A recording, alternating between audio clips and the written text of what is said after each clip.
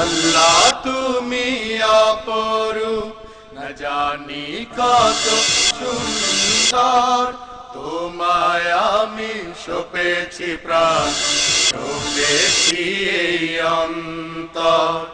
আল্লাহ তুমি অপরূপ, না জানি কত সুন্দর, তোমায় আমি সপেছি প্রাণ, সপেছি এই অন্তর।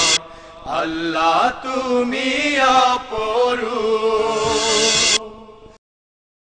আসসালামু আলাইকুম ওয়া রাহমাতুল্লাহ। ইন্নাল হামদালিল্লাহ নাহমাদুহু ওয়া নাস্তাঈনুহু, মান ইয়াহদিহিল্লাহু ফালা মুযিল্লা লাহু ওয়া মান ইউযলিল ফালা হাদিয়া লাহু। ওয়া আশহাদু আল্লা ইলাহা ইল্লাল্লাহু ওয়াহদাহু লা শারীকা লাহু ওয়া আশহাদু আন্না মুহাম্মাদান আবদুহু ওয়া রাসূলুহু। আম্মা বা'দ, ফাউযু বিল্লাহি মিনাশ শাইতানির রাজীম। ইয়া বুনাইয়া লা তুশরিক বিল্লাহ, ইন্নাশ শিরকা লাযুলমুন আযীম। قال الله تعالى لئن أشركت ليحبطن عملك ولا تكونن من الخاسرين. عن عبد الله بن عمرو رضي الله تعالى عنه قال قال رسول الله صلى الله عليه وسلم أكبر الكبائر الثلاثة الإشراك بالله وعقوق الوالدين وشهادة الزور وفي رواية قول الزور রাহুল বুখারী ও মুসলিম। উপস্থিত বৈঠকের দিনী মুসলিম ভাই, প্রশংসা আল্লাহর জন্য, শান্তি অবতীর্ণ হোক আল্লাহর রাসূলের উপর সাল্লাল্লাহু আলাইহি ওয়াসাল্লাম। আজকের এই দিনী বৈঠকে বক্তব্যের বিষয় শিরক। শিরক সম্পর্কে এক গুরুত্বপূর্ণ তথ্যবহুল সংক্ষিপ্ত বিবরণের চেষ্টা করব ইনশাআল্লাহ। মনে রাখা ভালো হবে, দুনিয়াতে দুইটি বড় পাপ রয়েছে যা দুনিয়াতেই মানুষের ক্ষতি করে। অন্যান্য পাপ দুনিয়াতে তেমন ক্ষতি করে না। তার একটি পাপের নাম হচ্ছে শিরক। শিরক করলে মানুষের অতীতের নেকি নষ্ট হয়ে যায়। শিরক করলে আল্লাহকে হেয় তুচ্ছ করা হয়।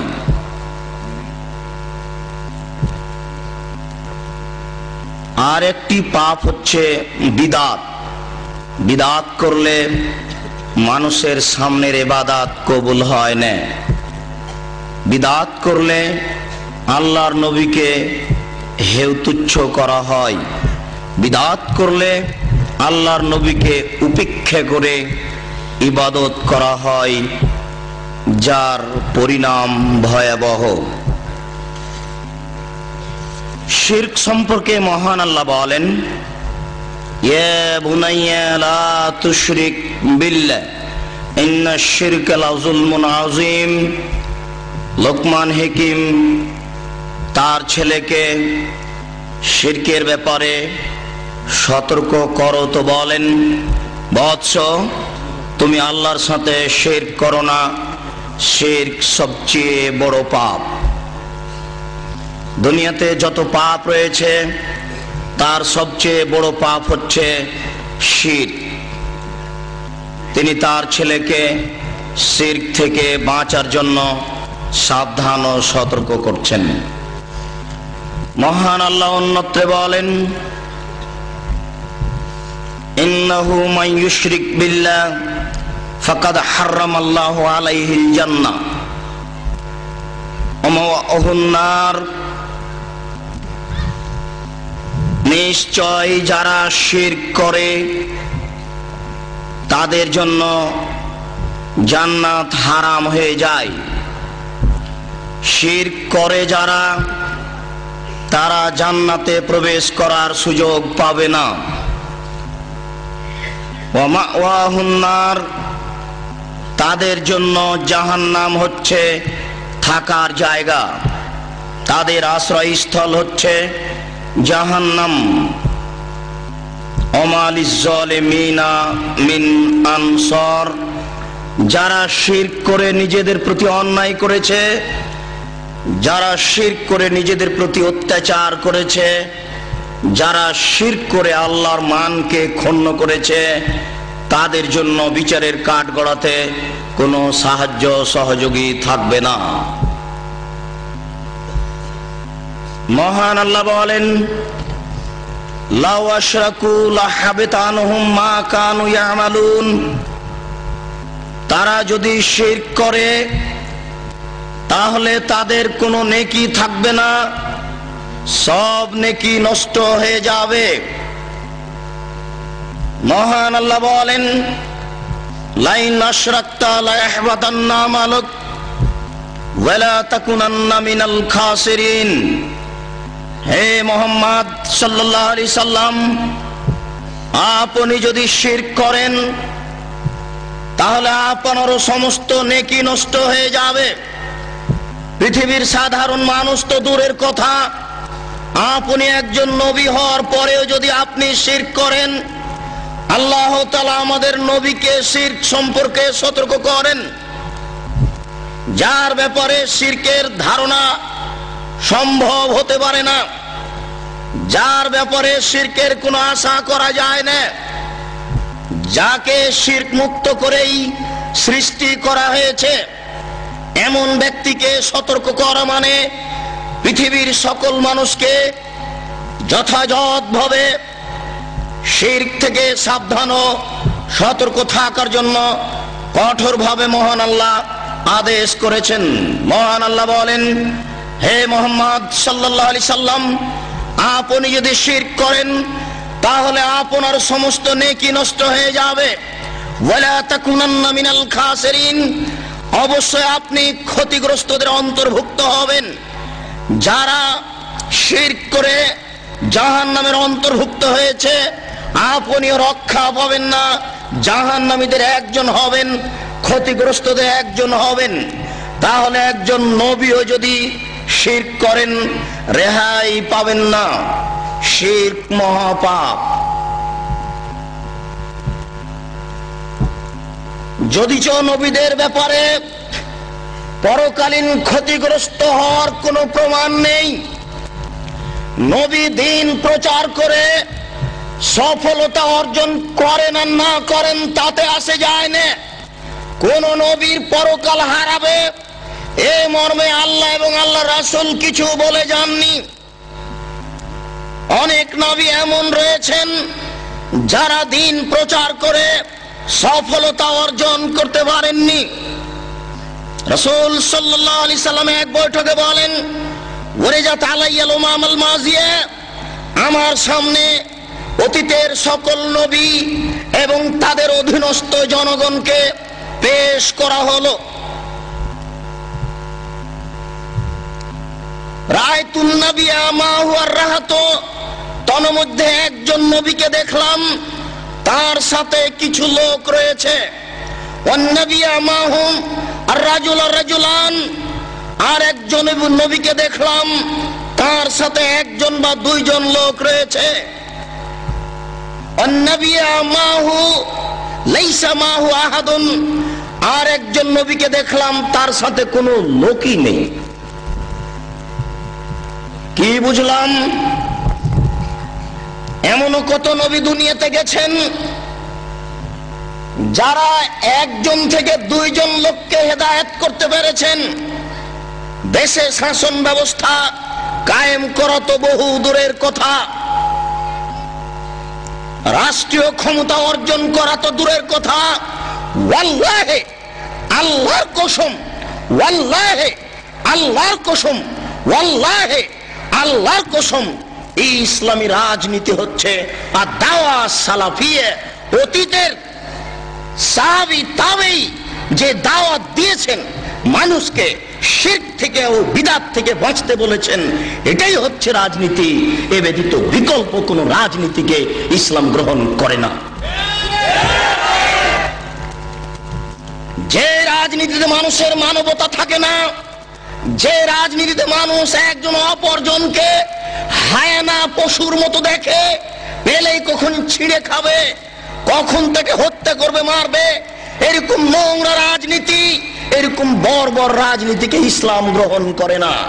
যার জন্য মূলত মনে করতে হবে ইসলামী রাজনীতি হচ্ছে আদ-দাওয়া সালাফিয়ে, অতীতের সাহাবী তাবেঈ তাবে তাবেঈ যেভাবে মানুষকে শিরক ও বিদআত থেকে বাঁচতে বলেছেন, সৎ পথে আমল করার জন্য আদেশ করেছেন, বর্তমান আলেম ওলামাদের জন্য এটাই উচিত হবে, কর্তব্য হবে দাওয়া সালাফেরই দাওয়াত দেওয়া, যাতে করে মানুষ আল্লাহকে চিনতে পারে, আল্লাহকে বুঝতে পারে। তিনি বলেন ফারাআইতু আন-নবিয়্যা ওয়া মা'হু সাদুন আযীম, আর একজন নবীকে দেখলাম, তার সাথে অনেক মানুষ আছে। জানান্তু আন্নাহুম উম্মতি, আমি মনে করলাম এই লোকগুলি হতো আমার উম্মত। আমাকে বলা হলো না, হুয়া মূসা ওয়া কওমুহু, তিনি হচ্ছেন মূসা আলাইহিস সালাম এবং তার সম্প্রদায়। হাদিসের ভাষায় বোঝা যাচ্ছে যে মূসা আলাইহিস সালামের অনেক লোক অনুসারী হয়েছিল। তারপরে আরেকজন, তারপরে দেখলাম সাদুন আযীম, বড় একটা দল, কিলা আন্নাহুম উম্মাত, বলা হলো এরাই হচ্ছে আপনার উম্মত। ফীহিম রিজালুন ইয়াদখুলুনাল জান্নাহ বিগাইরি হিসাবিন ওয়ালা আযাবিন, ফীহিম রিজালুন সাবুন আলফ, তাতে ৭০,০০০ লোক রয়েছে যারা বিনা হিসাবে জান্নাতে যাবে, যাদের কোনো শাস্তি হবে না। আপনি যে আপনার অনেক জনগণ দেখছেন, আপনার জনগণের মধ্যে, আপনার উম্মতের মধ্যে ৭০,০০০ লোক রয়েছে যাদের কিয়ামতের মাঠে কোনো জিজ্ঞাসাবাদ করা হবে না, যাদের কোনো শাস্তি হবে না, হিসাব ছাড়াই এমনিতেই তাদেরকে জান্নাতে চলে যেতে বলা হবে। তারা কারা? লা ইস্তারকুনা, যারা কোনোদিন ঝাড়ফুঁক করেনি, হক না হক, হক ঝাড়ফুঁকও তারা গ্রহণ করেনি, না হক ঝাড়ফুঁকও তারা গ্রহণ করেনি।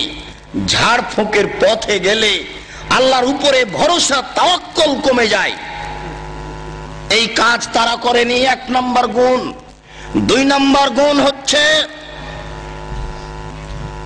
ওয়ালা ইয়াতাতায়্যারুনা, তারা কোনো সময় কুফল গ্রহণ করেনি। কুফল বলতে বাড়ি থেকে বের হয়েছেন, কি যেন ভুলে গেছিলেন, আবার বাড়ি যেতে হবে, মনটা বলছে কাজ মনে হয় ভালো হবে না, আবার বাড়ি ফিরে যাব কি করে, এই যে মনে ধাক্কা দিচ্ছে, এর নাম কুফল। তারা এমন ৭০,০০০ লোক যারা কোনোদিন কুফল গ্রহণ করেনি। কুফল নামে দুনিয়াতে কোনো জিনিস আছে এটা তারা বিশ্বাস করত না। এই হচ্ছে ২ নম্বর গুণ। ওয়ালা ইয়াকতুনা, তারা উল্কি করে নিত না শরীরে কোনো সময়। দাগ দিয়ে নেওয়া এরকম জিনিসকে তারা নাজায়েজ হারাম মনে করত। অত্র বুখারী মুসলিমের হাদিসে বুঝাচ্ছিলাম, বহু নবী এমন চলে গেছেন যারা দাওয়াত দিয়েছেন কিন্তু কোনো মানুষকে হেদায়েত করতে পারেননি।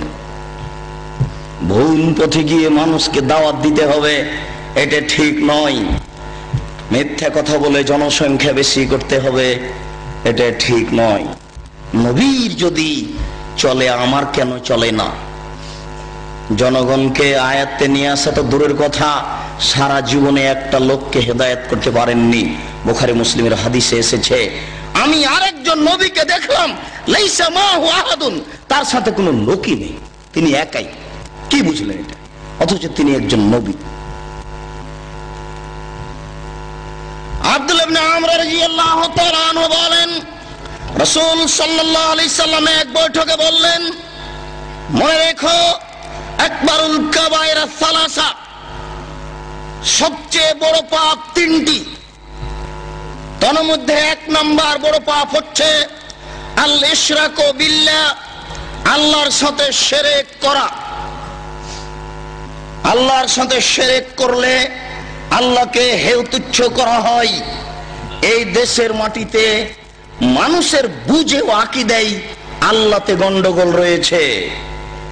তাদের আল্লাহ নিরাকার আর আমাদের আল্লাহ সাকার, আকার আকৃতি আছে। তাদের আল্লাহ সর্বত্র বিরাজমান, পায়খানা ঘরেও থাকে, পেশাবখানাতেও থাকে, বাড়িতেও থাকে। আমাদের আল্লাহ থাকেন সপ্তম আকাশের উপরে।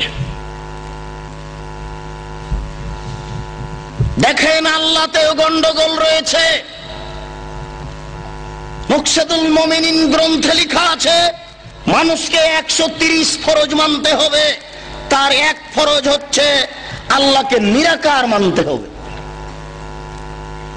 3, 4, 5 এর এইসব মাদ্রাসা শিক্ষা বইগুলিতে লেখা আছে আল্লাহ হচ্ছেন নিরাকার। নাউজুবিল্লাহ, শত শত আয়াত রয়েছে যাতে প্রমাণ হচ্ছে আল্লাহর চক্ষু আছে, আল্লাহর কান আছে, আল্লাহর হাত আছে, আল্লাহর পা আছে।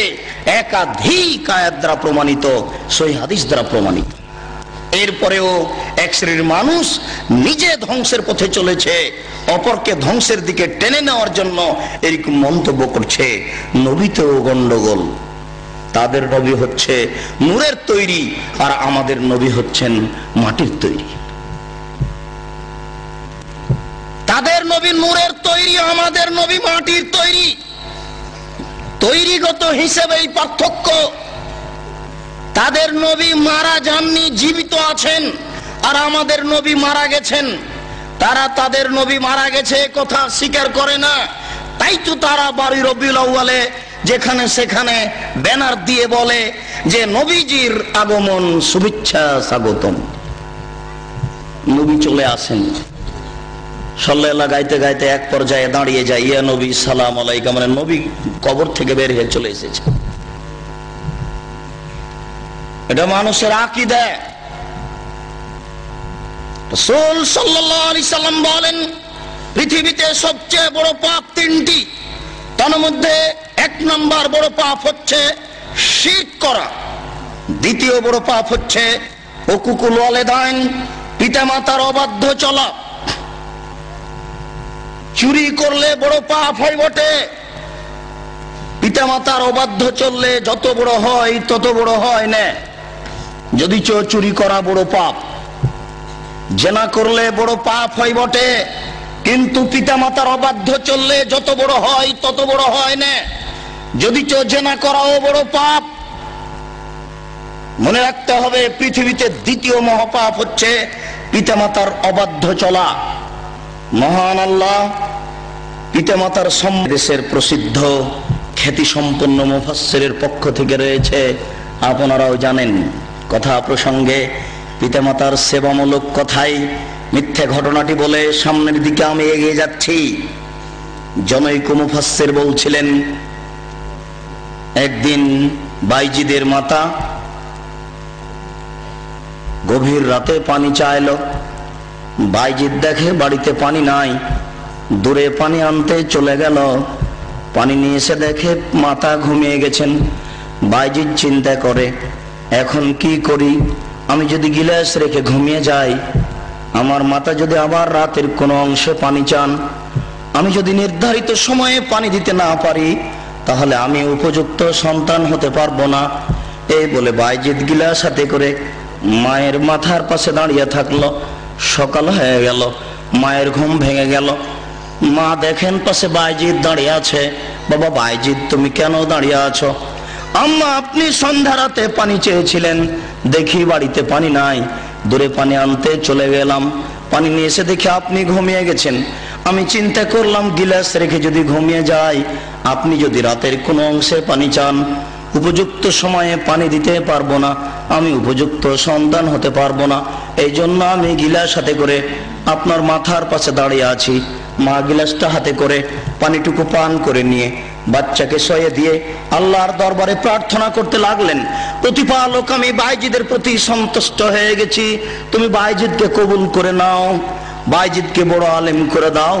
মায়ের দোয়া কবুল হয়ে গেল, বাইজিদ বড় আলেম হয়ে গেলেন। ঘটনা মিথ্যে। মায়ের দোয়া কবুল হয়ে যদি বাইজিদ বড় আলেম হতেন তাহলে বাইজিদ একথা বলতেন না। বইয়ে লেখা আছে বাইজিদ একদিন বলেন বাহাস্তুল্লাহ, আল্লাহকে আমি খুঁজলাম, কোথায় আল্লাহ, আইন আল্লাহ, আল্লাহ কোথায়, খুব খুঁজলাম, ফামাওয়াজাদতুহু, আল্লাহকে খুঁজে পেলাম না, ফায়জান আল্লাহ, দেখি আমি নিজেই আল্লাহ। বাইজিদ একদিন দেখেছেন নিজেই আল্লাহ। তাহলে মায়ের দোয়া কবুল হলো কি করে? ভুল পথে কি মায়ের দোয়া কবুল হয়? তা হয় না। যারা এই বাউল ফকির এই জিকির প্রথা চালু করেছে তার কয়েকজন বড় হোতার একজন বাইজিদ, এক ইমাম গাজ্জালি, মনসুর হাল্লাজ, এরাই হচ্ছে এই আপনার অন্ধকারে জিকির নীতি চালু করেছে। তারাই বলেছে পীর মুরিদের 22টি নীতিমালা আছে, তার মধ্যে একটি নীতিমালা হচ্ছে মুরিদ থাকবে পীরের হাতে, মৃত ব্যক্তি যেমন গোসল দাতার হাতে, গোসল দাতা মৃত ব্যক্তিকে ইচ্ছে মতো গোসল দেওয়ায়। গোসল দাতা মৃত ব্যক্তির কোন জায়গায় কোন অঙ্গে হাত লাগালে মৃত ব্যক্তি কি বলতে পারবে যে আমি ইতস্তবোধ করছি বা লজ্জাবোধ করছি? এটা কি মৃত ব্যক্তির বলার ক্ষমতা আছে? মৃত ব্যক্তি যেমন কিছু বলতে পারে না, কিছু বলে না, ঠিক মুরিদও তেমন পীরের হাতে।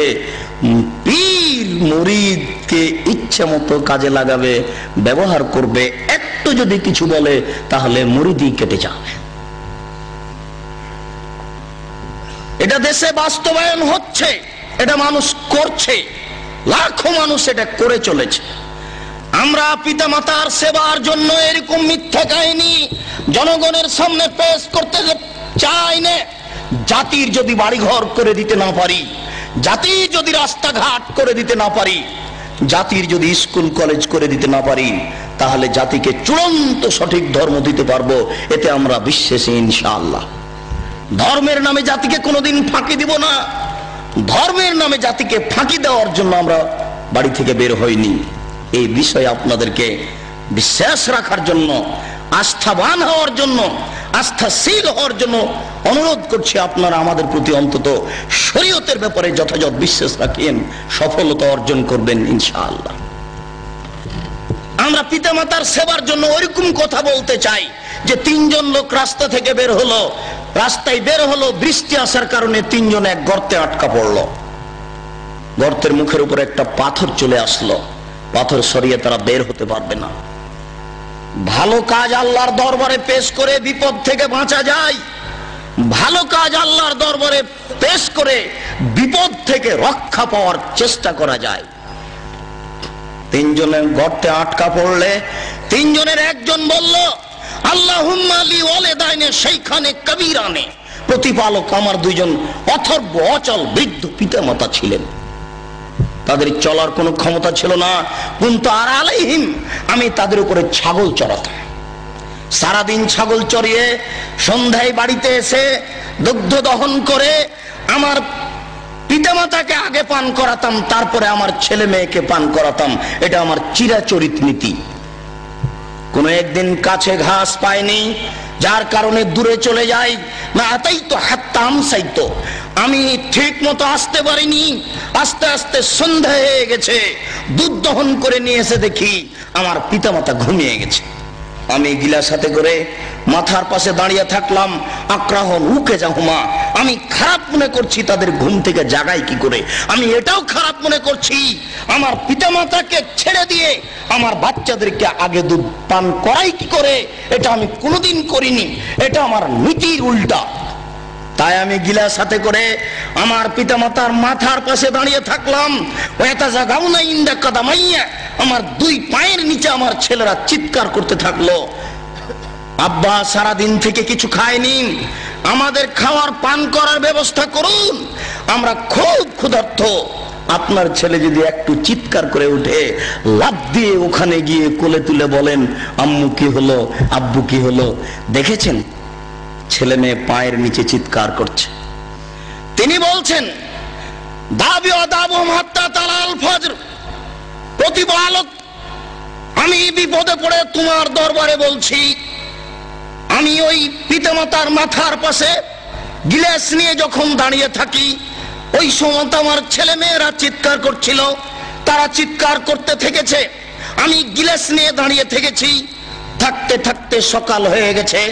ফাইন কুনতা তাআলাম, তুমি যদি মনে করো ইন্নী ফালতু যালিকা লিইবতিগা ওয়াজহিকা, আমি এই কাজটা করেছি একমাত্র তোমাকে সন্তুষ্ট করার জন্য, আমি তোমার সন্তুষ্টি অর্জনের জন্য এই কাজ করেছি।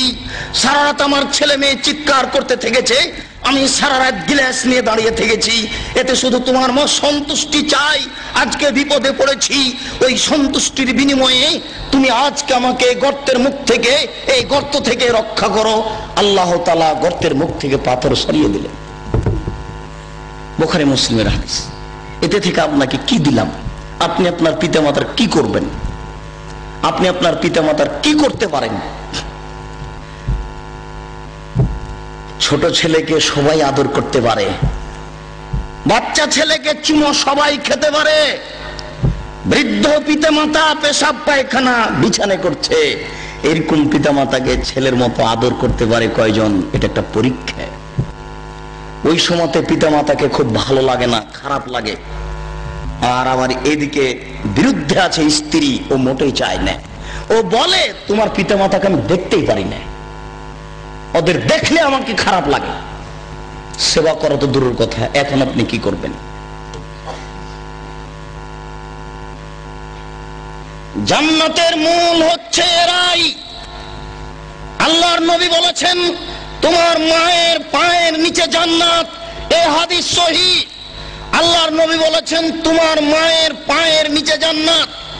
সাখাতুর রব্বে সাখাতুল ওয়ালিদাইন, পিতামাতা যদি সন্তুষ্ট থাকেন আল্লাহ সন্তুষ্ট, জান্নাত পাওয়া যাবে।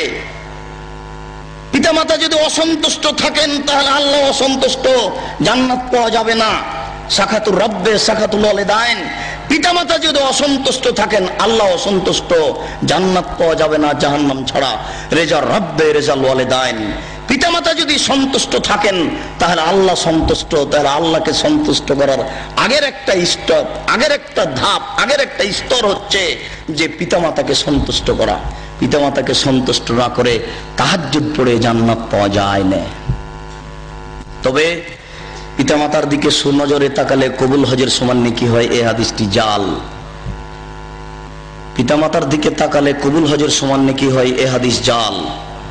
পিতামাতার দিকে সুনজরে তাকালে কবুল হজের সমান নেকি হয়, এই হাদিস জাল। প্রত্যেক লোমে লোমে কুরবানির এক নেকি হয়, এই হাদিস জাল।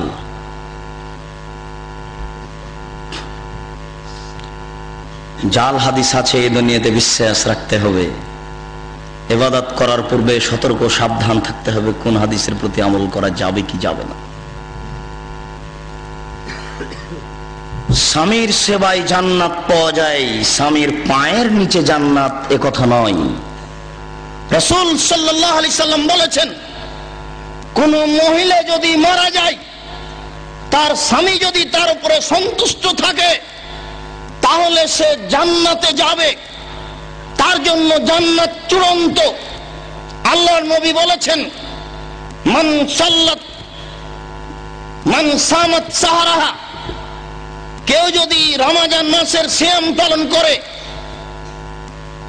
আর 5 ওয়াক্ত সালাত আদায় করে, ওয়াতাত বালাহা, স্বামীর যদি সেবা করে, ওয়াহাসানাত ফারজাহা, যদি লজ্জা স্থানকে কন্ট্রোলে রাখতে পারে, ফালতাদখুল মিনাই বাবিন মিনাল জান্নাহ, তাহলে জান্নাতের যে কোনো দরজা দিয়ে প্রবেশ করতে পারে। আল্লাহর নবী অন্য জায়গাতে বলছেন যে স্বামীর এত মান, স্বামীর এত মর্যাদা স্ত্রীর উপরে বেশি, স্বামীর মান মর্যাদা এত বেশি যে স্বামীর যদি শরীরে ফোড়া হয়, ফেটে যায়, কেটে যায়, আর ওখান দিয়ে যদি রক্তপুঞ্জ বের হতে থাকে, আর তার স্ত্রী যদি এগুলো জিহ্বা দিয়ে চাটে, মাদ্দাত হাক্কাহু, তাহলে সে তার স্বামীর হক আদায় করতে পারবে না। তাহলে কি রক্তপুঞ্জ স্ত্রীকে জিহ্বা দিয়ে চাটতে হবে? এটি কি কথা? জিনা। এই কাজও যদি করে তবুও সে তার স্বামীর হক আদায় করতে পারবে না। তো কলেজে ইউনিভার্সিটিতে চাকরি করে সারাদিন বাড়িতে না থেকে হক আদায় করবে কি করে? জাতি যেমন তাকে মূল্যায়ন করে না, তারাও তেমন মূল্যায়ন করবে না। তা তো ছিল সুন্দর বস্তু, তা তো ছিল দামি বস্তু, নরম বস্তু। 10 মাস 10 দিন তার মা তাকে পেটে রেখেছে, 2 বছর দুধ পান করিয়েছে, 5 বছর তেল কাজল দিয়ে মানুষ করেছে, 20 বছর 25 বছর যাবৎ লেখাপড়া শিখিয়েছে, সুন্দর করে আদর করে আপনার হাতে তুলে দিয়েছে। আপনি তাকে ভোগ করবেন এই জন্য, তবু আপনি তাকে মারেন কেন? তাকে গালি দেন কেন? আপনি কি ভাবছেন? এতে পিতার সার্থকতা কি? এতে পিতা কি পেলেন? এখানে পিতার কি রয়েছে? এত শ্রম দেওয়ার পরে আপনার হাতে তুলে দেওয়া হয়েছে, এরপরে আপনি তার সাথে অন্যায় আচরণ করেন। আল্লাহ তাকে বলছেন যে আমি স্ত্রীকে সৃষ্টি করেছি যেন তোমরা শান্তি তৃপ্তি পাও। কিসের শান্তি তৃপ্তি? কাকে বলে? ও তো ফিল্ডে ঘুরে বেড়াচ্ছে, ও তো সম অধিকার চাচ্ছে। এভাবে শান্তি তৃপ্তি টিকে না। বলছিলাম পৃথিবীতে দ্বিতীয় মহাপাপ হচ্ছে পিতামাতার অবাধ্য চলা, তৃতীয় মহাপাপ হচ্ছে কাউলু জুরে, মিথ্যে কথা বলা। আল্লাহর নবী অন্যত্রে বলেন, কেউ যদি মিথ্যে কথা বলে তাহলে তার মুখের ডান দিককে ফেড়ে পিছন দিকে নিয়ে যাওয়া হবে, মুখের বাম দিককে ফেড়ে পিছন দিকে নিয়ে যাওয়া হবে। আল্লাহর নবী অন্যত্রে বলেছেন, যারা মিথ্যে কথা বলে তাদের ইবাদত কবুল হওয়ার বিষয়টি ভাববার বিষয়। মিথ্যে কথা বললে মুখ অপবিত্র থাকে। মিথ্যে কথা থেকে সাবধান থাকতে হবে, মিথ্যে কথা থেকে বেঁচে থাকতে হবে। অন্য এক বর্ণনা রয়েছে, মিথ্যে সাক্ষী দেওয়া হচ্ছে পৃথিবীতে তৃতীয় মহাপাপ। মিথ্যে সাক্ষী দেওয়া হচ্ছে পৃথিবীতে তৃতীয় মহাপাপ। আপনারা মিথ্যে সাক্ষী কোর্টে হোক, কাচারিতে হোক, গ্রামে হোক, যে কোনো জায়গায় হোক না কেন, মিথ্যে সাক্ষী দিতে যাবেন না, মহাপাপ। আব্দুল্লাহ ইবনে মাসউদ রাদিয়াল্লাহু তাআলা আনহু বলেন, রাসূল সাল্লাল্লাহু আলাইহি সাল্লাম এক বৈঠকে জিজ্ঞাসার উত্তরে বললেন, একটা লোক জিজ্ঞাসা করল, আল্লাহ রাসূল, আইয়ুয যামবি আকবার, সবচেয়ে বড় পাপ কোনটি? আল্লাহ রাসূল বললেন, আনতাদুল্লাহ নিদ্দান ওয়া খালাকা, তুমি আল্লাহর সাথে শিরক করবে, তুমি কাউকে তার সমপর্যায়ের করবে, এমন অবস্থা আল্লাহ তোমাকে সৃষ্টি করেছে, এটাই হচ্ছে পৃথিবীতে সবচেয়ে বড় পাপ। জিজ্ঞাসাকারী বলল, আল্লাহ রাসূল, সুম্মা আইয়ু, এরপরে কোনটা বড় পাপ? আল্লাহ রাসূল বললেন, আন তাকতুলা ওয়ালাদাকা খাসিয়াতা ইয়াতামামা, তুমি খাদ্যের ভয়ে তোমার সন্তানকে হত্যা করবে, এটাই হচ্ছে পৃথিবীতে দ্বিতীয় মহাপাপ। খাদ্যের ভয়ে, সুখী সংসারের আশায় তোমার ছেলে মেয়েকে হত্যা করবে, এটাই হচ্ছে দ্বিতীয় মহাপাপ। মনে রাখা ভালো হবে, খাদ্যের ভয়ে ছেলে হত্যা করা হারাম। খাদ্যের ভয়ে সুখী সংসারের আশায় ছেলে হত্যা করা মহাপাপ। মহান আল্লাহ বলেন, লা তাকতুলু আওলাদাকুম খাশিয়াতা ইমলাক নাহনু নারযুকুহুম, তোমরা খাদ্যের ভয়ে সন্তান হত্যা করো না, রুজি আমি দিয়ে থাকি, রুজি আমি দিই, খেতে আমি দিই, খেতে দেওয়ার বিষয়টি তোমার হাতে আমি দিইনি, আমি রিজিক দিয়ে থাকি, আমি রুজি দিয়ে থাকি, কিভাবে দিব সেটা আমার ব্যাপার। কেউ গরিব থাকবে না দুনিয়াতে, সবাই ধনী হয়ে যাবে। মানুষ যদি মানুষের উপরে চড়ে থাকে তবুও মানুষ ধনী হয়ে যাবে, এই কথা আল্লাহর নবী বলেছেন। এই জন্য খাদ্যের ভয়ে সন্তান হত্যা করা মহাপাপ। মনে রাখা ভালো হবে, রাসূল সাল্লাল্লাহু আলাইহি সাল্লাম বলছেন, একটা গাভীর দুধ খাবে 1 গ্রাম। গাভীর দুধ হতো আগে হাফ কেজি থেকে 3 কেজি, এখন একটা গাভীর দুধ হয় 3 কেজি থেকে 40 কেজি। আল্লাহ রাসূল বলছেন, একটা গাভীর দুধ খাবে 1 গ্রাম। আল্লাহ রাসূল বলছেন, একটা ডালিম খাবে একটা বংশ। একটা ডালিম ছিল 1 ছটাক ওজনের, এখন একটা ডালিম হচ্ছে 1 কেজি ওজনের। একটা ডালিম খাবে একটা বংশ। পৃথিবীতে এত অর্থ সম্পদ বেশি হয়ে যাবে, আল্লাহর নবী বলছেন বসাতাত আলাইকুম দুনিয়া কামা বসাতাত মান কানা ক্বাবলাকুম, পৃথিবী তোমাদের এইভাবে তুলে ধরা হবে, নাও খাও, কত খাবা খাও। কিভাবে খাবেন? শুধু খালি টাকা আর টাকা, শুধু খালি অর্থ সম্পদ আর অর্থ সম্পদ, বৈধ অবৈধ অসংখ্য উপার্জনের পথ। কে কত টাকা ইনকাম করবে, সবাই ইনকামের প্রতিযোগিতায় নেমে গেছে। এখন কিন্তু আপনারা দেখতে পাচ্ছেন সবাই ইনকামের প্রতিযোগিতায় নেমে আছে। সাথে সাথে সন্তান কমালে দুইটা লস হয়, মনে রাখবেন। সন্তান কম নিলে ইহকালীন একটা লস, পরকালীন একটা লস। আল্লাহ বলেছেন, নবী বলেছেন সন্তান বেশি হলে টাকা বেশি হয়। আল্লাহ বলেছেন, নবী বলেছেন ছেলে মেয়ে বেশি হলে টাকা বেশি হয়। আল্লাহ বলেছেন, নবী বলেছেন ছেলে মেয়ে বেশি হলে টাকা বেশি হয়। তাহলে ছেলে মেয়ে কম হলে অর্থ সম্পদ কম হবে, ছেলে মেয়ে কম হলে অর্থ সম্পদ কম হবে। এটা হচ্ছে ইহকালীন লস। আর পরকালীন একটা লস হচ্ছে, আল্লাহর নবী বলেছেন ছেলে মেয়ে যদি বাল্য অবস্থায় মারা যায়, যুবক হওয়ার পূর্বে মারা যায়, তাহলে কিয়ামতের কাঠগড়াতে পিতামাতার কাপড় ধরে আল্লাহকে বলবেন, প্রতিপালক আমার বাপ মাকে জান্নাতে দেওয়ার পূর্বে আমরা জান্নাতে যাব না। বেঁকে বসবে, একেবারে বেঁকে বসে বলবে, প্রতিপালক আমার পিতামাতাকে জান্নাতে না দেওয়ার পূর্ব পর্যন্ত আমরা জান্নাতে প্রবেশ করব না। এখন আপনার ছেলে মেয়ে তো মাত্র দুইজন, কয়জন মরে কয়জন থাকে? তাহলে পরকালীন বড় ধরনের লস। আপনাকে যদি জিজ্ঞাসা করি আপনারা কয় ভাই বোন, তাহলে বলবেন 4 বোন 5 ভাই, না হয় 3 বই 7 ভাই। আপনারা অনেক, কিন্তু আপনার ছেলে মেয়ে 2টা বা 3টে, একই কথা। আমাকে জিজ্ঞাসা করেন, আর 5 জনকে জিজ্ঞাসা করেন, সবাই বলবে যে আমরা 8-10 জন ভাই বোন, আমরা 5-7 ভাই বোন। এখন আপনার বিষয়টা আমার বিষয়টা জিজ্ঞাসা করলে কমে এসেছে, তো তাদের চলে আমাদের চলে না। ভুল। সন্তান কম নিলে 2টা লস হবে। রাসূল সাল্লাল্লাহু আলাইহি সাল্লামকে জিজ্ঞাসাকারী বললেন, আল্লাহর নবী সুম্মা আইয়ুন, এরপরে মহাপাপ কোনটি? আল্লাহ রাসূল বললেন, আনতাজনি হালিলাতা জারি, তুমি তোমার প্রতিবেশীর সাথে জেনা করবে, এটা হচ্ছে 3য় মহাপাপ। প্রতিবেশীর সাথে জেনা করা মহাপাপ, এর অর্থ এই নয় যে দূরের মহিলার সাথে জেনা করা ছোট পাপ, এটা নয়। প্রতিবেশীর সাথে জেনা করলে ডবল পাপ হয়, প্রতিবেশীর সাথে জেনা করলে ডবল পাপ হয়।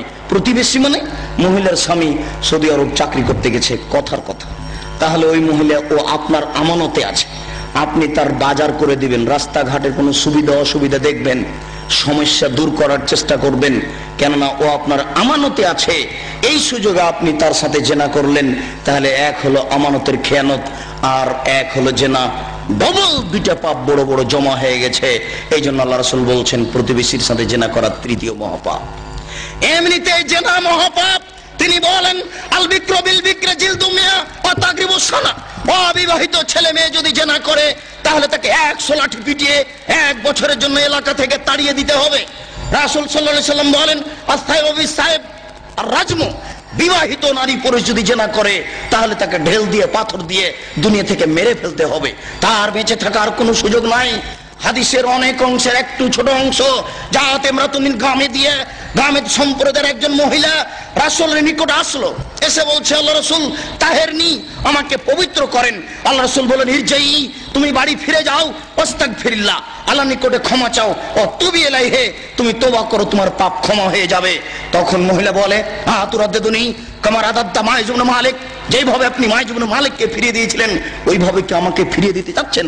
ওয়ান্না হুবলা মিনাজ জিনা, আমার পেট উঁচু হয়েছে, অবৈধ সন্তানে দয়া করে আমার বিচার করে দেন। আল্লাহ রাসূল একটু থেমে বলছেন, ঠিক আছে, ইরজাই হাত্তা তালিদি, তুমি বাড়ি চলে যাও, যেদিন তোমার বাচ্চা হবে সেই দিন আসিও, তোমার বিচার করে দিব। মহিলা এভাবে বাড়িতে চলে গেল। যেদিন সন্তান হলো, সেই সবেমাত্র হয়েছে সন্তান, এই সন্তান নিয়ে বিচারালয়ে উপস্থিত। আল্লাহর নবী, এই যে সন্তান জন্ম নিয়েছে আপনি বিচার করে দেন। আল্লাহ রাসূল একটু থেমে বলছেন, আচ্ছা ঠিক আছে, তুমি বাড়ি যাও, বাচ্চাকে দুধ পান করাও, যেদিন বাচ্চা দুধ ছেড়ে দিবে সেদিন নিয়ে আসিও, তোমার বিচার করে দিব। মহিলা বাচ্চা নিয়ে বাড়ি চলে গেল, বাচ্চাকে 2 বছর যাবত দুধ পান করালো। 2 বছর পরে বাচ্চা নিয়ে বিচারালয়ে উপস্থিত। ও ফিয়াদেহি কাসরাতু খুবজিন, এমন অবস্থায় বাচ্চার হাতে এক টুকরা রুটি রয়েছে। এই রুটি প্রমাণ করে যে বাচ্চা খাদ্য খেতে পারে। বাচ্চা নিয়ে বিচার হলে উপস্থিত আল্লাহর নবী, বাচ্চার বয়স 2 বছর হয়েছে, আপনি বিচার করে দিন, বাচ্চা এখন খাদ্য খেয়ে থাকতে পারে। বাচ্চাটা আল্লাহ রাসূল হাতে নিয়ে একজন মুসলমানের হাতে সমর্পণ করলেন এবং বললেন, ইযহাবু বিহা আহফিরুল্লাহ আলা সাদরিহা ফারজিমুহা, সঙ্গী সাথী তোমরা একে মাঠে নিয়ে যাও, মাঠে নিয়ে গিয়ে গর্ত খুঁড়ে বুক পর্যন্ত পুঁতে দাও, এরপরে চতুর্দিক থেকে ঢেল ইট পাথর মেরে মেরে দুনিয়া থেকে বিদায় করে দাও। সাহাবীরা বলছেন, রাসূলের আদেশ অনুপাতে আমরা তাকে মাঠে নিয়ে গেলাম, মাঠে নিয়ে গিয়ে একটা গর্ত খুঁড়লাম, গর্ত খুঁড়ে বুক পর্যন্ত পুঁতে দিয়ে চতুর্দিক থেকে ঢেল পাথর মারতে লাগলাম। খালিদ বিন ওয়ালিদ বলেন, আমি একটা তার মুখের উপরে পাথর মারলাম, ফাতানাজ্জাহ দাম আলাদা খালিদ, পাথরটা মুখের উপরে লেগে মুখ ফেটে রক্ত ছিটে এসে খালিদের গায়ে লাগলো। খালিদ তাকে গালি দিয়ে বসলেন।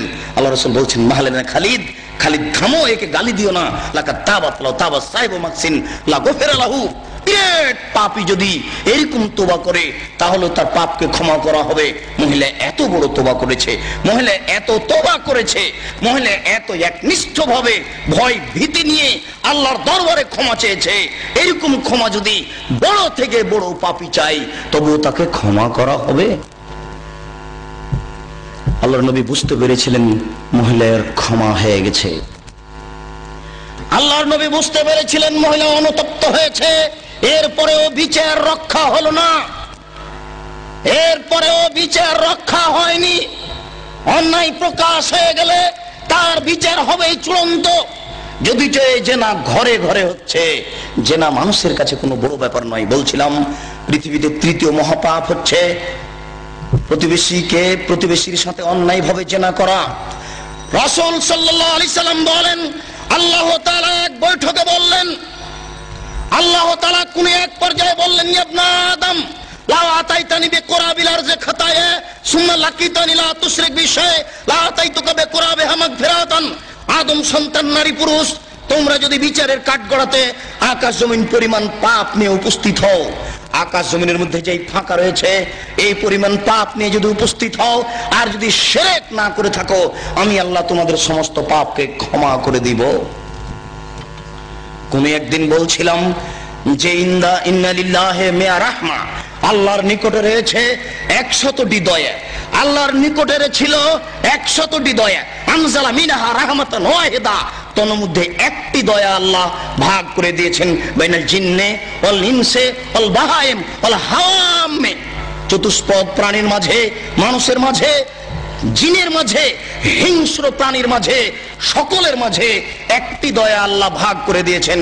একটি দয়ার ভিত্তিতে এতাতাফুনা, মানুষ পরস্পরে ভালোবাসা দেখায়। গাভী তার বাচ্চাকে জিহ্বা দিয়ে চাটে, মানুষ তার বাচ্চাকে চুমো খায়, মুরগি তার বাচ্চাকে আদর করে ডাকে। আল্লাহ তাআলা 99 রাহমা ইয়ারহামু বিহা ইয়াউমুল কিয়ামা, আল্লাহ তাআলা 99টা দয়া নিজের কাছে রেখেছেন।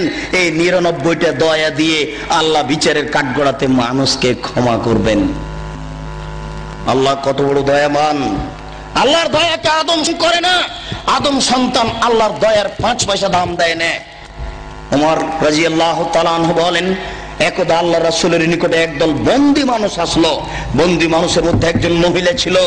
মহিলা এমন ছিল মনে হচ্ছে যেন তাহাল্লাবু সাদিওহা তাসা, মহিলা ছুটাছুটি করছে তার বাচ্চার জন্য। তার স্তনে দুধ বেশি হয়ে গেছে, দুধ বাচ্চা খায়নি, মনে হচ্ছে যেন দুধ স্তন থেকে বয়ে পড়ে। এমত অবস্থায় মহিলা তার বাচ্চাকে পেয়ে নিল। ফাখাজাতহু, পেয়ে তাকে ধরে নিল। ওয়াল সাকাতহু বিবাতনিহা, ধরে তাকে পেটের সাথে জড়িয়ে নিল। ওয়ারজাতহু, তার বাচ্চাকে দুধ পান করালো। আল্লাহ রাসূল সাহাবীদেরকে বলছেন, মা তারাও না, সঙ্গী সাথী তোমরা বলো তো, হাল তাতরাহু ওয়ালাদাহা ফিন্নারে, এই মহিলা কি তার বাচ্চাকে আগুনে নিক্ষেপ করতে পারে? সাহাবীরা বললেন, জি না, এই মহিলা বাচ্চাকে আগুনে নিক্ষেপ করতে পারে না। আল্লাহ রাসূল বলছেন, আল্লাহু আরহামু আলাল ইবাদ মিন হাজিহি আলা ওয়ালাদিহা, এই মহিলা তার বাচ্চার উপরে যত দয়াবান, এই মহিলা তার বাচ্চার উপরে যত দয়াবান, মহান আল্লাহ তার বান্দাদের উপরে এর চেয়ে অনেক অনেক বেশি দয়াবান। তাই আল্লাহ তাআলা বলছেন, বিচারের কাঠগড়াতে তোমরা যদি শিরক ছাড়া অন্যান্য পাপ নিয়ে উপস্থিত হও তাহলে আমি ক্ষমা করে দিব। অন্য এক বর্ণনা রয়েছে, যেদিন জাহান্নামীরা জাহান্নামে চলে যাবে, জান্নাতীরা যখন জান্নাতে চলে যাবে, এরপরে মহান আল্লাহ জাহান্নামে তিনবার অঞ্জলি দিয়ে 3 অঞ্জলি মানুষকে জাহান্নাম থেকে বের করে জান্নাতে দিয়ে দেন, তার বিশেষ দয়া। 3 অঞ্জলি মানুষ জাহান্নাম থেকে বের করে জান্নাতে দিয়ে দিবেন। তাই তো ডক্টর শহীদুল্লাহ আর মৌলানা আব্দুল্লাহিল কাফি আল কুরাইশির মধ্যে একবার তর্ক বিতর্ক হয়েছিল। ডক্টর শহীদুল্লাহ বলেছিলেন, আল্লাহর অঞ্জলি কি ছোট? সমস্ত মানুষ তো অঞ্জলিতে উঠে যেতে পারে, ফেরাউনও উঠে যেতে পারে। মৌলানা আব্দুল্লাহিল কাফি আল কুরাইশি বলেছিলেন, জি না, ঈমান থাকে না যার, অঞ্জলিতে আসার সুযোগ হবে না তার। ঈমান থাকে না যার, অঞ্জলিতে আসার সুযোগ হবে না তার। বলছিলাম, মহান আল্লাহ কিয়ামতের মাঠেও মানুষের প্রতি দয়া করবেন। 3 অঞ্জলি মানুষ জাহান্নাম থেকে বের করে জান্নাতে দিয়ে দিবেন। মহান আল্লাহ অন্যত্র বলেন, ইন্নাল্লাহ ইয়াগফিরু ইউশরাকা বিহি ওয়া ইয়াগফিরু মা দুনা যালিকা লিমান ইয়াশা। শিরক ছাড়া যত পাপ রয়েছে সমস্ত পাপ ক্ষমা করা হবে, শিরকের পাপ ক্ষমা করা হবে না। শিরক মহাপাপ, শিরক বড় পাপ। শিরক করলে আল্লাহকে অপমান করা হয়, শিরক করলে আল্লাহকে হেয় তুচ্ছ করা হয়, শিরক করলে অতীতের নেকি নষ্ট হয়ে যায়। কয়েকটি শিরক রাসূলুল্লাহ সাল্লাল্লাহু আলাইহি সাল্লাম ফিয়াদে রাজুলিন হালকা, একদা আল্লাহর নবী এক লোকের হাতে দেখলেন তামার বালা। তামার বালা দেখে আল্লাহ রাসূল বললেন, মা হাযিহি, কি তোমার হাতে তামার বালা কেন? লোকটি বলল, হাযিহি মিনাল ওয়াহিনা, আমার শরীরে দুর্বলতা রয়েছে, আমি দুর্বল মানুষ, এটাকে দূরে করার জন্য তামার বালা ব্যবহার করি। আল্লাহ রাসূল বললেন, ইনজিহা, তুমি একে খুলে ফেলো, লা তাজিদুকা ইল্লা ওয়াহানান। এই তামার বালা তোমার গায়ে থাকলে, হাতে থাকলে তোমার রোগী বেশি হবে, তুমি আরোগ্য লাভ করতে পারবে না। শোনো, লাউ মুত্তা ওয়া হিয়া আলাইকা মাফলাতা ইয়াউমুল কিয়ামা, এই তামার বালা যদি তোমার হাতে থেকে যায় আর তুমি যদি মারা যাও, তাহলে কিয়ামতের মাঠে তুমি রক্ষা পাবে না, তোমাকে জাহান্নাম যেতে হবে। এই মাইকের আওয়াজ যত দূর পর্যন্ত যাচ্ছে, সকল মুসলিম ভাই ও বোনকে বলছি, আপনার হাতে যদি কারো এরকম তামার বালা থাকে, সৌদি আরব থেকে হাজী সাহেবেরা ঘড়ির মতো বালা যদি নিয়ে এসে দেখে দিয়ে থাকে, রোগ ভালো হবে বলে তাকে এই মুহূর্তেই খুলে ফেলুন। রাতে মারা গেলে মুসলমান হয়ে মারা যাবেন, থাকা অবস্থায় মারা গেলে মুশরিক হয়ে মারা যাবেন। আল্লাহকে অপমান করে জান্নাত লাভ করা যায় না। আল্লাহকে ছোট করে, খাটো করে, হেয় তুচ্ছ করে জান্নাত লাভ করা যায় না। সাবধান থাকুন। রাসূল সাল্লাল্লাহু আলাইহি ওয়াসাল্লাম এক বৈঠকে বললেন, ইন্নার রুকা ওয়া তামাইম ওয়া তাওয়ালা শিরকুন, নিশ্চয় ঝাড় ফুঁক করা শিরক, গলায় তাবিজ ঝোলানো শিরক, স্বামী স্ত্রীর মধ্যে ভালোবাসা সৃষ্টি করার যে কোনো কৌশল শিরক।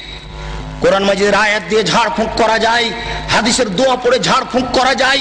আজ হতে আপনারা যদি কোনো জায়গাতে কারো কাছে তেল পানি পড়ে নেন, তাহলে আগে জিজ্ঞাসা করবেন, মুন্সি সাহেব, মৌলভী সাহেব, আপনি যে আমাকে তেল পড়ে দিবেন, পানি পড়ে দিবেন, কি বলবেন? যদি উনি হাদিসের দোয়া পড়েন, কোরআন মাজিদের আয়াত পড়েন, তাহলে আপনি পানি পড়ে নিতে পারেন, অন্যথা আপনিও মুশরিক, সেও মুশরিক, পরকাল হারিয়ে যাবে। রাসূল সাল্লাল্লাহু আলাইহি সাল্লাম বললেন, গলায় তাবিজ ঝুলানো শিরক, মান তাআল্লাকা তামিমা ফাকাদ আশরাকা, কেউ যদি তাবিজ ঝুলায় তাহলে ও শিরক করলো। যে কোনো তাবিজ, যে কোনো মাদুলি, কোরআন মাজিদের আয়াত লিখে তাবিজ ঝুলালে ডবল অন্যায় হয়। কোরআন মাজিদ কারো গলায় ঝুলে পায়খানায় যাওয়ার জন্য আসেনি, গলায় ঝুলে পেশাবখানায় যাওয়ার জন্য আসেনি। যে কোনো অন্যায় করবে কোরআন মাজিদের আয়াত গলায় করে, এটা নয়। এদেশের কোরআন মাজিদের প্রথমে দেখবেন কতগুলি নকশা করা আছে, এই নকশার তাবিজ ঝুলালে এই হয়। এদেশে যারা কোরআন ছাপাচ্ছে, এরকম আকীদা যারা রাখে, এরাও মুশরিক। এই পাতাগুলি ছিঁড়ে ফেলতে হবে।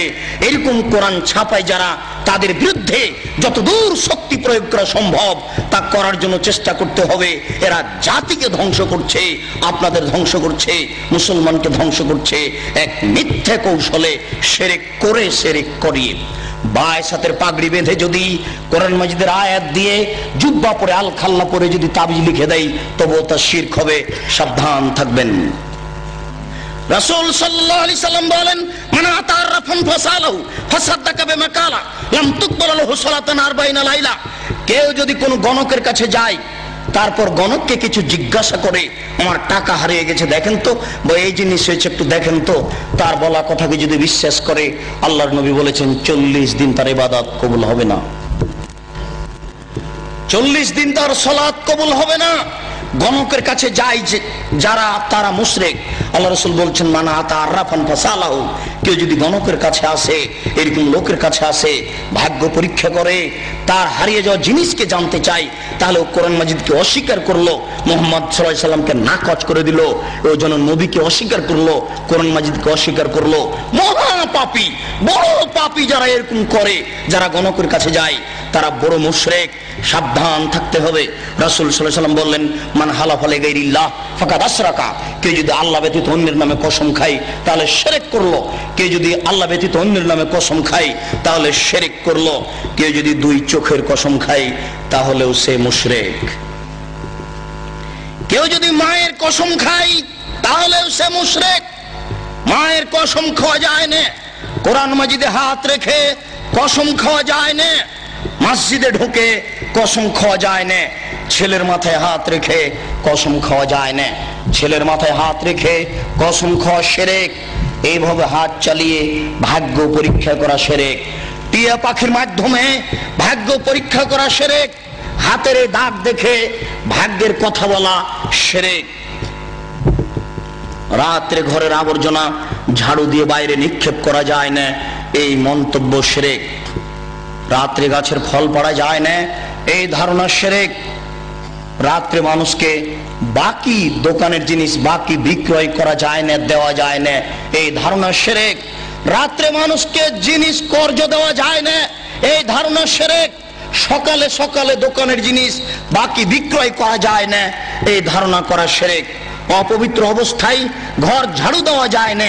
আপনার স্ত্রী, আপনার বৌমা অপবিত্র অবস্থায় ফরজ গোসল না করে ভাত রান্না করতে পারে না, ঘর ঝাড়ু দিতে পারে না, এইগুলি ধারণা করা শিরক। আপনার স্ত্রী, আপনার বৌমা অপবিত্র অবস্থায় ফরজ গোসল না করে সব কিছু করতে পারে, ঘর ঝাড়ু দিতে পারে, ভাত রান্না করতে পারে, ভাতের পাতিল থেকে ভাত বের করতে পারে, মানুষকে খাবার দিতে পারে, পারে না নামাজ পড়তে, সালাত আদায় করতে, পারে না কোরআন তেলাওয়াত করতে, এ ব্যতীত যা কাজ আছে সবকিছুই করতে পারে। দিনাজপুরের জনৈক হেডমাস্টার আমাকে বলছেন, আব্দুল রাজ্জাক সাহেব, একটা গোপন জিজ্ঞাসা আপনার কাছে করছি, মনে কিছু নিয়েন না। আমরা অপবিত্র অবস্থায় রাত্রে ঘুম থেকে উঠে বা বিছানা থেকে উঠে হাতে রুমাল জড়াই। হাতে রুমাল জড়ানোর পরে ওই যে দরজাতে যে খিল আছে, বন্ধ করা আছে খিল, ওটা বুঝেন কি? ওই খিলটা হাতে গামছা জড়ানো অবস্থায় খুলি, কেননা এ হাত যদি কাঠের সাথে লেগে যায় তাহলে কাঠ অভিশাপ করবে। একজন হেডমাস্টারের কি আকীদা! তারপরে বললেন, এই যে বাড়ির বাহির পর্যন্ত স্যান্ডেল পর্যন্ত চকি থেকে নিয়ে এখানে চটছালা বিছিয়ে রেখেছি, অপবিত্র অবস্থায় যদি পা মাটিতে রেখে দিই তাহলে মাটি অভিশাপ করবে, এই জন্য বিছান থেকে স্যান্ডেল পর্যন্ত চটছালা বিছিয়ে রেখেছি, চটছালার উপর দিয়ে গিয়ে স্যান্ডেল পরবো। একজন মাস্টারের আকীদা এরূপ। এই দেশে এরকম আকীদা চলে। গরুকে লাথি মারা যায় না, এই ধারণা শিরক। ধানের উপর দিয়ে জুতা পায়ে দিয়ে হাঁটা যায় না, এই ধারণা শিরক। হাত থেকে গ্লাস পড়ে গেলে কুটুম্ব আসতে পারে, এই ধারণা শিরক। ঘরের উপরে কাক ডাকছে, কেউ আসতে পারে, এই ধারণা শিরক। তুলসীর গাছ উঠিয়ে ফেললে বা তুলসীর গাছ ভেঙে ফেললে বা তাতে লাথি মারলে ক্ষতি হতে পারে, এই ধারণা শিরক।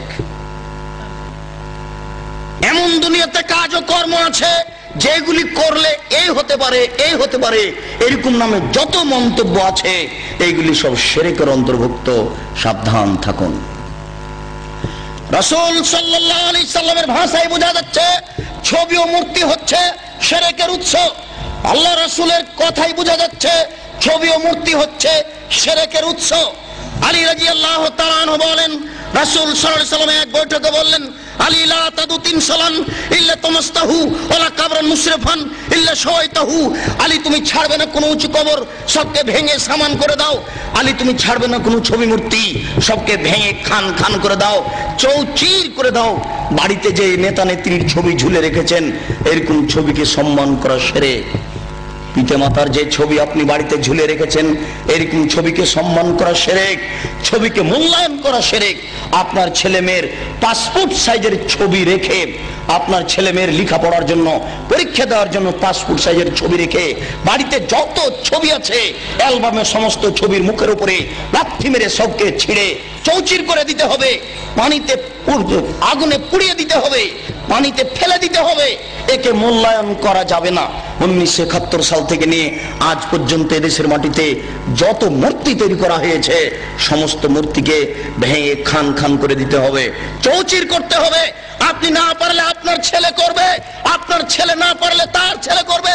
কেউ যদি ভাঙতে না পারে তাহলে যেদিন ঈসা আলাইহিস সালাম আসবেন সেদিন এদেশের ছবি মূর্তিকে লাথি মেরে ভেঙে চৌচির করে দিবেন। সেদিন কোনো মায়ের বেটা ঠেকাতে পারবে না। কেন? আল্লাহ রাসূল বলেছেন, ইয়াদখুলুল ইসলাম ফি কুল্লি বাইতি মাতারিন ওয়া বারিন ওয়া ইজ্জি আজিজিন ওয়া জুল্লি জালালিন। প্রত্যেক ইটের বাড়িতে ইসলাম প্রবেশ করবে, প্রত্যেক খড়ের বাড়িতে ইসলাম প্রবেশ করবে, শহরের বাড়িতে ইসলাম প্রবেশ করবে, গ্রামের বাড়িতে ইসলাম প্রবেশ করবে, সম্মান সহকারে না হয় অপমান সহকারে। সবাই যদি ইসলাম মেনে নেয় তাহলে মর্যাদার হানি হবে না, আর যদি ইসলাম না মানে তাহলে পিটিয়ে ইসলাম গ্রহণ করতে বাধ্য করা হবে, ব্যক্তিকেই পিটিয়ে বাধ্য করা হবে। তাহলে ছবি মূর্তিকে সে সম্মান দেবে কি করে? ছবি মূর্তিকে সম্মান করা শিরক, মূল্যায়ন করা শিরক।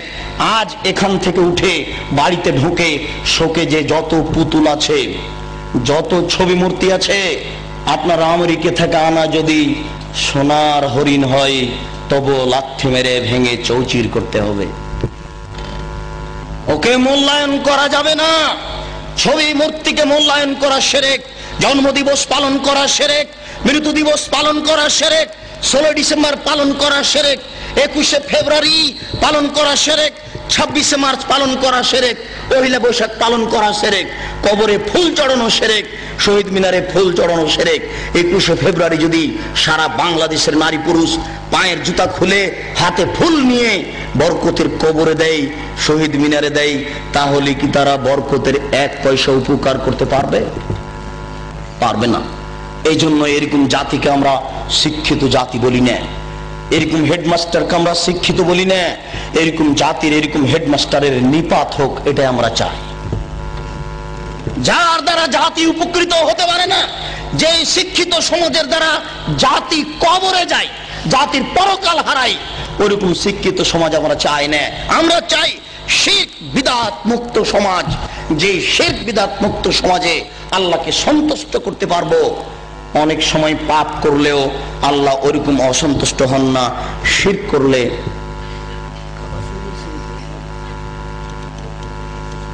কাবা শরীফে যদি শিরক থাকে তবুও শিরক, কাবা শরীফে যদি ছবি থাকে তবুও শিরক। পৃথিবীর যেখানে ছবি থাক না কেন অবশ্যই তা শিরক, যেখানেই থাক না কেন। কাবা শরীফের ছবি মূর্তি ছিল, অনেক মূর্তি ছিল সেখানে। হবল নামে একটা মূর্তি ছিল কাবা শরীফের ঘরের পাশে, হবল, সেটাই বেশি মূল্যায়ন কর। সেই হবল মূর্তির পাশে ছিল একটা পাতিল, সেই পাতিলে ছিল 3টা খড়ি, অর্ধ হাত হোক আর 1 হাত হোক 3টে খড়ি ছিল। একটা খড়ির গায়ে লেখা ছিল ইফাল, করো, আর একটা খড়ির গায়ে লেখা ছিল লা তাফাল, করো না, আর একটা খড়ির গায়ে লেখা ছিল মুহমাল, কিছুই না। তারা ছেলে মেয়ের বিবাহ দিলে বা কোনো সফর করতে চাইলে বা কোনো পদক্ষেপ কাজের গ্রহণ করতে চাইলে ওই পাতিলের ভিতরে হাত ঢুকিয়ে খড়ি বের করত। যদি ওই খড়ি বের হয়েছে যাতে লেখা আছে ইফাল, করো, তার মানে হবল মূর্তি বলে দিল এ আল্লাহ নকল, আল্লাহ নাউজুবিল্লাহ বলে দিল যে তোমরা কাজ করো, আল্লাহ বলে দিল করতে, এখন তারা করবে, নাউজুবিল্লাহ। যদি ওই খড়ি বের হয় যাতে লেখা আছে লা তাফাল, করো না, এখন ওদের নকল আল্লাহ বলে দিল যে এই কাজ করতে হবে না, মেয়ের বিবাহ দিতে হবে না, তা তারা করবে না। তারা যুদ্ধের মাঠে জয়ী হলে বলতো উল হবল, উল হবল, এ হবল তুমি সম্মানী, তুমি জয়ী, তোমাকে আমরা মূল্যায়ন করি। মানুষ শিরক করত। মহান আল্লাহ বলেন জাল হক এসেছে সত্য, ওয়াজাহাকাল বাতিল চলে গেছে মিথ্যা, ইন্নাল বাতিলা নিশ্চয় মিথ্যা, কানা যাহুকা চিরদিন মিথ্যা। এই বলে আল্লাহর নবী লাঠি হাতে করে কাবা ঘরে ঢুকে যত ছবি মূর্তি ছিল সবকে ভেঙে চৌচির করে লাথি মেরে বের করে দিয়েছেন। ওই ছবি মূর্তি আবার আপনি মুসলমানের বাচ্চা হয়ে ঘরে ঢুকিয়েছেন, ওই ছবি মূর্তি আবার আপনি শোকেজে সাজিয়েছেন। আপনার গোশতের মধ্যে ঢুকে আছে মূর্তি ভাঙা নীতি, আপনার রক্তের মধ্যে ঢুকে আছে মূর্তি ভাঙ্গা নীতি। আপনি মূর্তি ভাঙ্গা জাতি, আপনি মূর্তি ভাঙ্গা সম্প্রদায়, আপনি মূর্তির উপরে লাথি মারা সম্প্রদায়। আপনি মূর্তিকে মূল্যায়ন করেন কি করে? মূর্তিকে আপনি মূল্যায়ন করতে পারেন না। পরের অংশটুকুর সংক্ষিপ্ত কথা।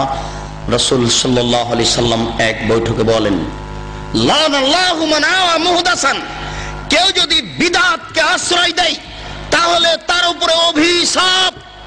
রাসূল সাল্লাল্লাহু আলাইহি সাল্লাম এক বৈঠকে বলেন, মান আওয়া মুহদাসান লা ইউকবালু আনহু আদলু সারফ, কেউ যদি বিদআত করে তাহলে তার নফল ইবাদত কবুল হবে না, ফরজ ইবাদত কবুল হবে না। রাসূল সাল্লাল্লাহু আলাইহি সাল্লাম এক বৈঠকে বলেন, লাউ কানা মূসা হাইয়া, আজকে যদি মূসা আলাইহিস সালাম জীবিত হন, ও আদরাকা মিন নবুয়তি, আর মূসা আলাইহিস সালাম যদি আমার নবুয়ত পান, তাহলে আমাকে মেনে নেওয়া ছাড়া তার কোনো গত্যন্তর থাকবে না, আমাকেই তাকে মেনে নিতে হবে। রাসূল সাল্লাল্লাহু আলাইহি সাল্লাম এক বৈঠকে বলেন, মান আমিলা আমালান লাইসা আলাইহি আমরুনা ফাহুয়া রাদ্দুন, কেউ যদি এমন কিছু করে যেটা আমার শরীয়তের অন্তর্ভুক্ত নয়, তাহলে তা হবে পরিত্যাজ্য ইবাদতের জগতে। আয়েশা রাদিয়াল্লাহু তাআলা আনহা বলেন, আল্লাহ রাসূল বলেছেন, মান আহাদাসা ফি আমরিনা হাযা মা লাইসা মিনহু ফাহুয়া রাদ্দুন, কেউ যদি আমার শরীয়তে ইবাদতের নামে নতুন কিছু ঘটায় তাহলে তা পরিত্যাজ্য। মনে রাখা ভালো হবে, শরীয়তে নতুন কাজ গ্রহণীয় নয়, ভালো হলেও। হে উপস্থিত বৈঠকের দিনী মুসলিম ভাই বোন, শরীয়তে নতুন কাজ ভালো হলেও গ্রহণীয় নয়। আমি নিজেকে ক্লান্তিবোধ মনে করাই বিদআতের অংশ আজকের মতো রেখে দিচ্ছি। বিদআতের অংশ পরের দিন পরবর্তীতে অন্যত্রে করব ইনশাআল্লাহ। সেদিন শুধুমাত্র বিদআতের আলোচনায় শোনাবো। আজকে আলোচনার এই অংশে এসে বলছি, মনে কিছু নিয়েন না।